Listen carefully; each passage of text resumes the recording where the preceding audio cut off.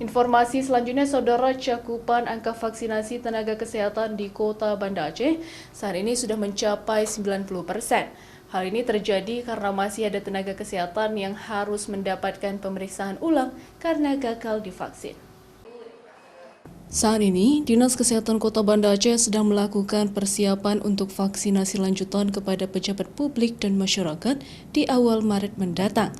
Vaksinasi akan terus dilakukan sebagai salah satu upaya pencegahan penyebaran virus corona, di mana tenaga kesehatan merupakan garda terdepan dalam penanganan pasien COVID-19. Meskipun sudah berjalan hingga 90% lebih realisasi vaksin kepada tenaga kesehatan di Kota Banda Aceh, namun sejumlah tenaga kesehatan masih dalam daftar tunggu setelah gagal saat melakukan pengecekan pada tahap pertama. Mereka akan dilakukan vaksinasi ulang sehingga target vaksinasi di Kota Banda Aceh mencapai 100%.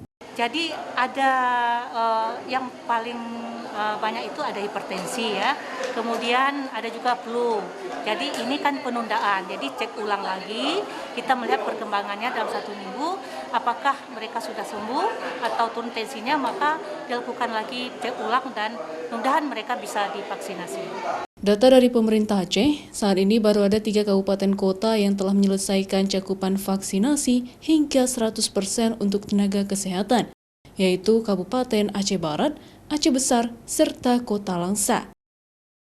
Syahril, Kompas TV, Banda Aceh.